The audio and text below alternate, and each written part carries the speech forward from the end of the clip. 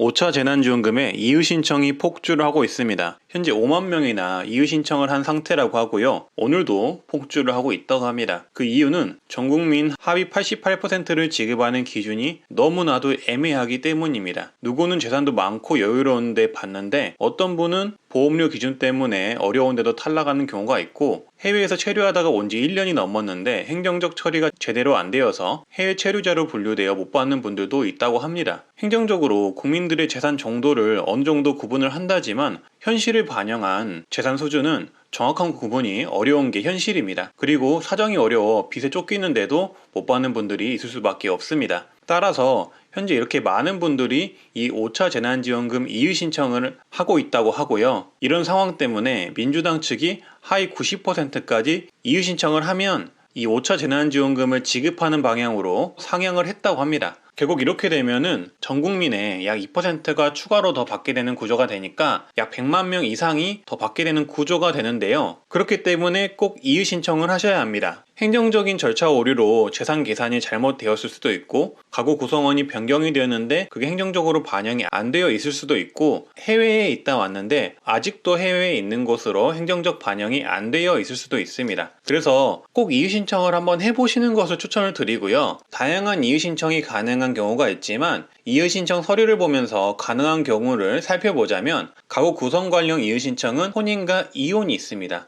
혼인이 되었는데 반영이 안 되었거나 이혼을 했는데도 반영이 안 되어 있다면 꼭 신청을 하셔야겠죠. 또한 출생과 사망이 반영이 안 되어 있다면 이것 또한 이의 신청을 하셔야 합니다. 특히나 출생의 경우에는 반영이 안 되어 있었다는 블로그 글이나 카페 글들이 꽤 있었기 때문에 이런 부분도 참고하셔서 신청을 한번 해보시고요. 그리고 가구 구성원이 이민을 갔거나 해외 체류자가 귀국을 했다든지 이런 내용이 있다면 꼭 이의 신청을 하셔야 합니다. 말씀드렸듯이 이런 경우 반영이 안 돼 못 받는 분들이 있습니다. 그리고 비동거 맞벌이, 즉 같이 살지 않지만 맞벌이로 등록되어 있는 경우도 이의 신청을 하셔야 합니다. 그리고 건강보험료 관련 이의 신청도 있는데요. 휴폐업의 경우 휴폐업이 되었다는 사실증명서를 내셔야 하고, 소득 감소가 되었다면 꼭 소득 감소를 신고를 하셔야 합니다. 급여 감소 또한 꼭 급여 감소 관련된 신청을 하셔야 하고요. 이렇게 보수가 급여가 감소된 상황인데도 의료보험에는 반영이 안 돼서 못 받는 경우도 있습니다. 또한 재산적인 부분이 애매하거나 금융재산이 변경이 되었거나 이런 부분들 같은 경우는 꼭 한번 신청을 해보시는 게 좋겠죠. 네, 이렇게 정리를 하면 정말 다양한 이유로 못 받는 분들이 많습니다. 재산, 소득,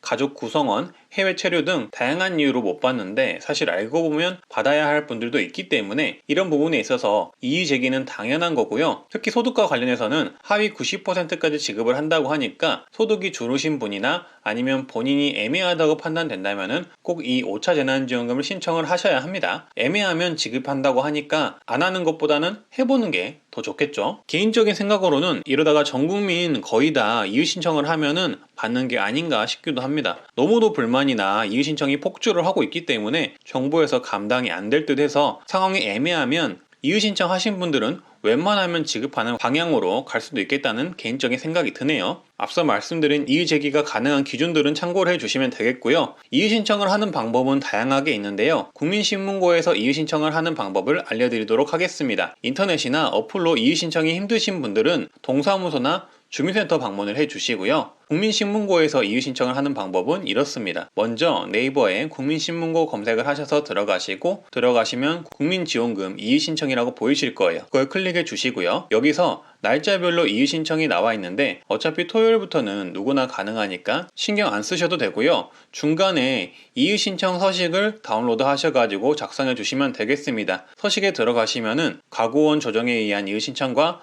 건강보험료 산정에 대한 이의 신청이 있는데 각자 필요한 이의 신청 양식을 참고해 주시고요. 여기서 요구하는 서류를 준비해 주시면 되겠습니다. 그리고 다시 이의 신청 페이지로 돌아와서 이의 신청 진행하기를 눌러주세요. 그리고 본인 인증하시고 기본 정보를 넣어줍니다. 그리고 본인이 신청하는 유형을 선택해 주시고 추가 설명을 누르시면 됩니다. 가족 구성원 변경, 소득기준, 재산세 과세표준, 금융소득 등 다양한 이의 신청 이유를 넣어주시고 추가 설명이 필요하시면 꼭 추가 설명을 넣어주시고요. 아까 말씀드린 이의 신청서를 첨부해 주시고 본인이 처한 각 사유마다 요구되는 필요 서류를 준비하셔서 첨부하시고 신청을 하시면 됩니다. 이렇게 신청을 하시면 각 처리 기관인 거주지 행정기관에서 처리를 하게 되기 때문에 거주지 기관 선택하시고 신청을 하시면 됩니다. 이렇게 신청을 하시고 기다리시면 되고요. 꼭 본인이 이의 제기를 하는 분야의 서류를 꼼꼼히 준비하셔서 신청하셔서 받으실 수 있기를 바라겠습니다. 네, 오늘은 이렇게 5차 재난안전금 이의 제기를 한번 알아봤는데요. 애매하다면 신청을 무조건 해보시는 게 좋을 듯 하고요. 행정기관에서도 기준이 애매하면 안 줄 수가 없는 사안이기에 본인이 기준이 애매하다면 지급될 가능성이 높습니다. 그리고 행정적인 오류가 있었다면 무조건 지급이 되겠죠. 게다가 하위 88% 이하에서 하위 90% 이하로 올려버린 상황이기 때문에 받는 분들은 말씀드렸다시피 더 많이 있을 것으로 예상이 됩니다. 믿져야 본전이니까 꼭 신청해 보시길 바라겠고요. 저는 이렇게 정책과 돈에 대한 정보를 전달하는 트렌드 라디오라고 합니다. 구독과 좋아요, 알람 설정 해주시고요. 다들 좋은 하루 되시고요. 감사합니다.